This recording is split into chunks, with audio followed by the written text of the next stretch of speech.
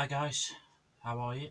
Hope you're all alright and doing well. So this is just a quick Christmas, Merry Christmas video to you all.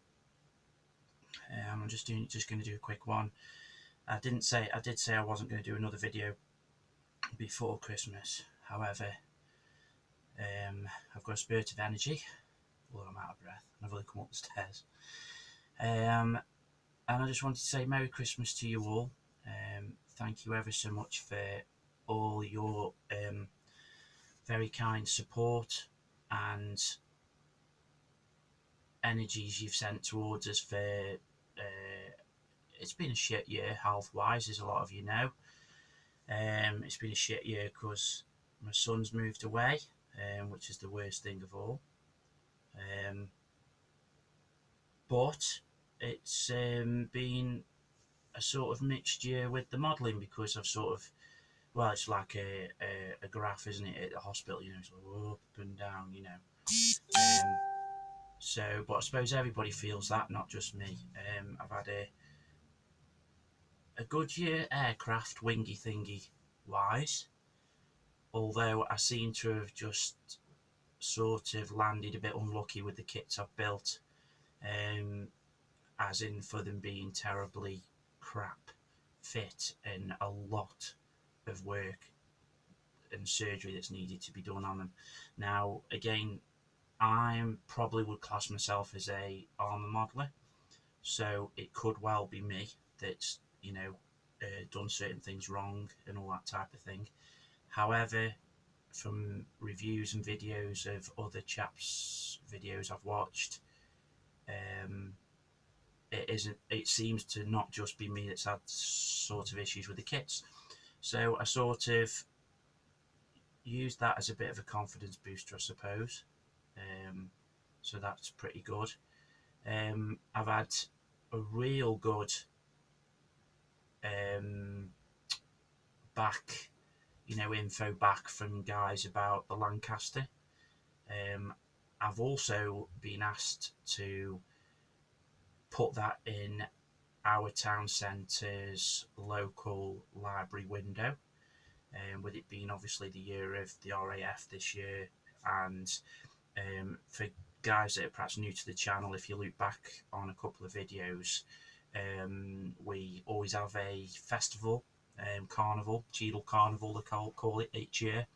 And this year, with it being obviously the centenary of the RAF, we had a flyover of the Lancaster bomber, and it was fantastic, to see. And I've got a video on here. It's not particularly great because it's sort of there outside of my home, and it sort of flew over this way, and I sort of had to just press record as soon as I could see it because we live in sort of a valley, so and not on a housing estate, so of course I can't particularly see things coming in the air, like, unless I'm in the back garden where I can see all across the back fields and the wooded areas and that, because RAF Stafford is that way, and we're in sort of part of the main flight path of their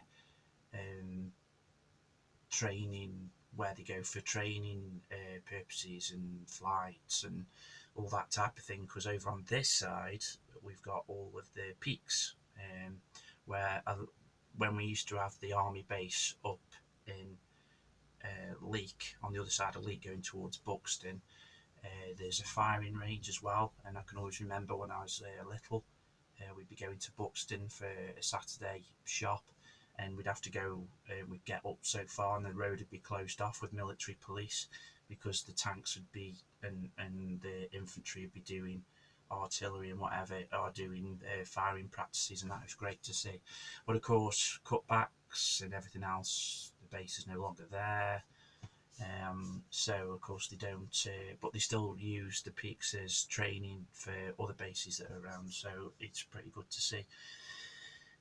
So yeah, that was a highlight of the year, which was great, and I have caught that on video. So yeah, and to receive the feedback that I got for that was really good, and it really touched me as well, and it knocked me off my feet in a way because, like I say, I'm an armour modeller, not an aircraft wingy think he modelled it by any stretch of the imagination. So it was nice to see. But that is now currently in Cheadle Library, in the front window. And every time I drive past, I think my family are fed up with me saying, "Did you know that my Lancaster is in that window?" Anyway, but apart from that, yeah, I didn't get to Telford this year. Health reasons, life, and other things. Those are you guys that keep asking, which is really nice. My mother is fit and dandy. She's still hobbling around the odd couple of occasions with a new hip and everything. But yeah, she's great, so thank you for that. So yeah, I just wanted to, and I also wanted to do a video to sort of say I've now planned. Can we say that? No, I've now planned in my mind what preventing, of course, life and all certain issues, projects for next year. Again, Stu Avery said that on his last video he's going to cut back on the group builds this year, this next year, sorry, and he wants to do some personal builds. It's a great idea because I feel that way as well. I also love taking part in people's builds, group builds, especially Mike Cohen, Chalky, Ian White, Nigel Wellesley's builds. I love them. I really do. I think they're great. And of course, Marty Lamont's builds, group builds, I do love too. I did have an eye on taking part in one of the builds of Mike and Chalky's and Nigel's group build, because they've done such a group build that you've got such a wide range you can do is great. And for some time now I've been wanting to do Saint Lo in France. 1944, it was known as the Battle of the Hedgerows, and I've just got a picture in my mind that I would love to do, and I'm hopefully possibly going to do that and use that as part of a taking part thing for, you know, that group build I just mentioned. But again, I don't know, because it's sort of putting yourself under pressure because of timelines and you know, and getting things done. And I hate to let chaps down if, you know, saying I'm going to take part in a build and then things get in the way, and you know, you just sort of, I just feel it's letting people down in a way, and I don't really want to be disrespectful that sort of way. But anyway, that's just me and the way I'm wired, I suppose. So I may do that, but I may just do that as a private build. I don't know. However, so I wanted to say I've definitely 100% in my mind got set for the next project that I'm going to be doing after Christmas, and it's going to be I didn't really want to say, and I wanted it to be a bit of a surprise, but it's going to be an IDF build. As you all know, I love my modern armour so, and the basis I'm going to try and build it around is going to be the Gaza Strip, and my idea is to have the Merkava 4, which I've now got eventually from Meng, and the Tiger Models Nagmakian Doghouse 2, which I don't know if you can see it, which is there. And it's going to be sort of the Gaza Strip sort of border, with sort of a mesh fencing, barbed wire on top, and there's going to be a couple of IDF troops in the, you know, the gear, and there's going to be the tank crew just sort of peering out of a couple of the you know, hatches and sitting on the tank or whatever. And it's going to be sort of I'm going to try and make it as a bit of a piece sort of dio, not all in action. And I want to try and source some sort of CCTV sort of stands that I can put up, which obviously I've done a lot of research already, as you know me. I like to research my stuff, and there are a lot of CCTV obviously along the border and the Gaza Strip. However, in places, funnily enough, there are just literally this wire meshing fence as the sort of barrier, which, this day and age doesn't seem very secure to myself. However, but I also thought about Lebanon, the 75, 80s, I think it was, and that sort of era, and sort of perhaps build something in between. Um, but I'm not too sure, of course, because of Merkava being a fairly recent tank and all that type of thing. But we'll see. It's all in my mind and all in my planning. So that is definitely going to be my next build, next project. I have been getting, of course, as all of you know, my research underway. As I've mentioned before, I absolutely adore these images of war books. They're just so good. The pictures in them is incredible. They're actual pictures, and a lot of them are so clear. It really is outstanding. So, pardon me, sorry, I got a bit of wind. Armoured warfare in the Arab-Israeli conflicts. So that's the first one, and of course there's the Merkava, but I believe that's the Mark 1 or 2 on the front. And then I was waiting to come through the post, which has turned up. It did say it was going to come February time, but it's come early. And I believe it's come all the way from Israel. So is this Osprey Israeli Defence Forces since 1973. So obviously I can get the way the kits look and the infantry and stuff and the uniforms. I love these Osprey books, as again all of you know. I don't know if you can see, but just sort of here, up here, there is all my shelf of my books and research bits, which I love. And I've also did have the shelf up there, but I've now put kits up there because I need more space for my kits, and also it's directly above where I sleep. And big heavy books I don't want coming down on my head. So yeah. So anyway, yeah. So I always try and find Osprey books if I can, because they're so good with info, and it tends to be very correct information, and also the pictures are fantastic. I mean, just for your figure painting, you've got, you can see the lighting and the creases on the uniforms that you can use as good reference too. So that's good. I do happen to love as well these AK and MiG books. Now, I have been told by the rivet counters that a lot of these pictures in colour, this is all they are all the way through, and on the odd occasion and the backs they have proper photo references, so shove that in your pipe and smoke it, the rivet counters. But also they also have sometimes actual builds from professional modelers, and they put them in the back, But I mean, they can be a little expensive. However, I've sourced this one for £5, brand new, on Amazon. People keep asking me how I do it, but if you especially in Britain, I don't know how Amazon shows up on abroad and all you guys, but if you go on Amazon in Britain and you've got your item up on your page that you want, if you look down below the price, it has an option that says new and used, and it'll say whether they've got them in, or they've got none or whatever. But if you click on there, I never ever tend to pay what I see unless it's the only option that there is. But if you look down there, you'll find loads of second-hand books, second-hand versions of it, or brand new but at better prices.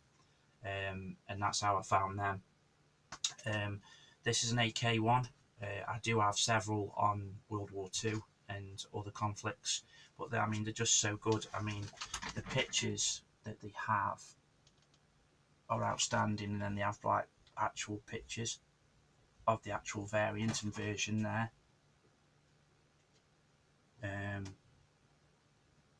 And so that, yeah, that's that one. If I keep going quiet, it's because my mum keeps shouting me to see if I want anything to eat, and I've told her I'm filming.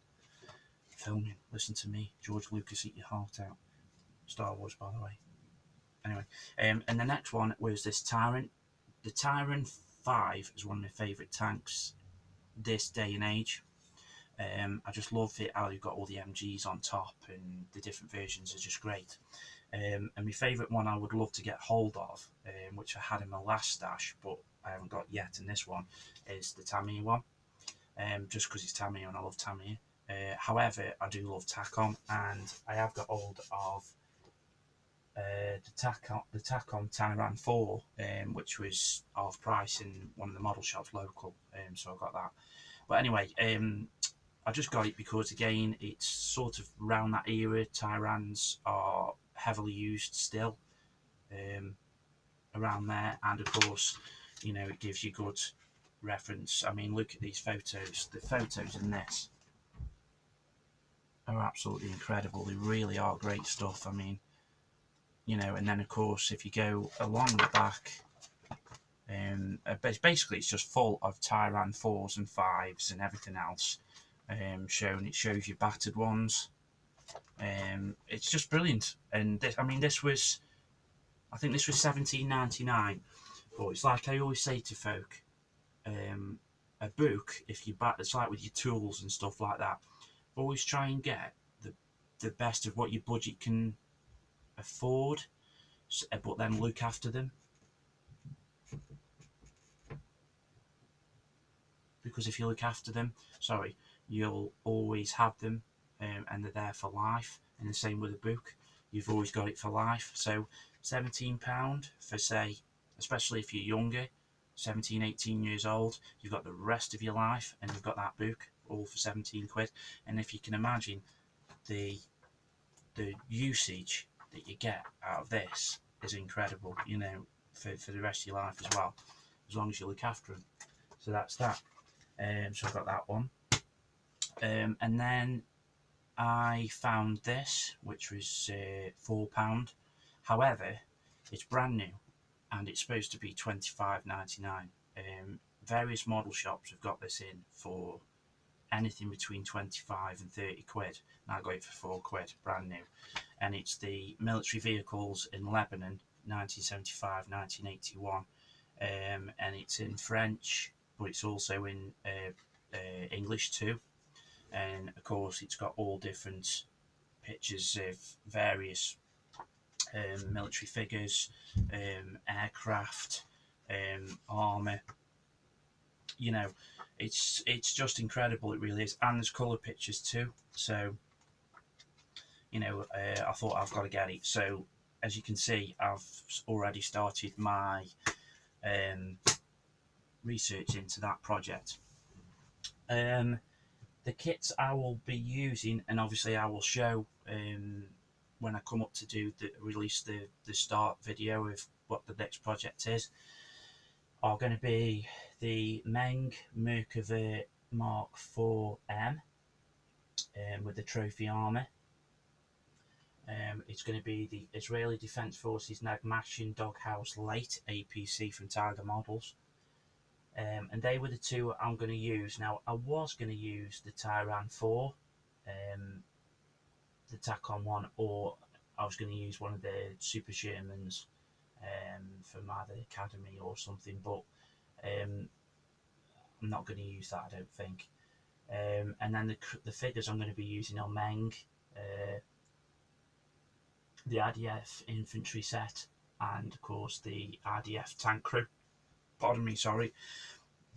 And I've also thinking of getting a couple of resin figures I've seen too,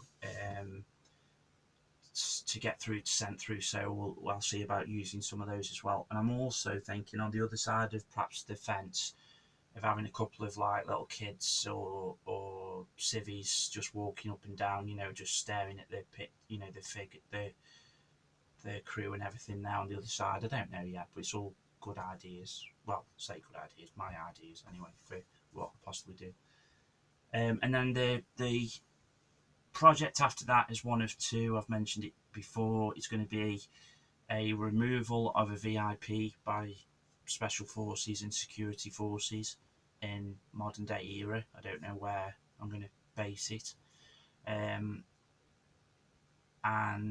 the other one I want to do is use the 1/35th scale Hind and the Meng Terminator to use a Dio for Syria. So I don't know. I think that's what I'm going to be using. So anyway, guys, Merry Christmas to you. Have a Happy New Year, and may the force be with you. And be safe. Bye.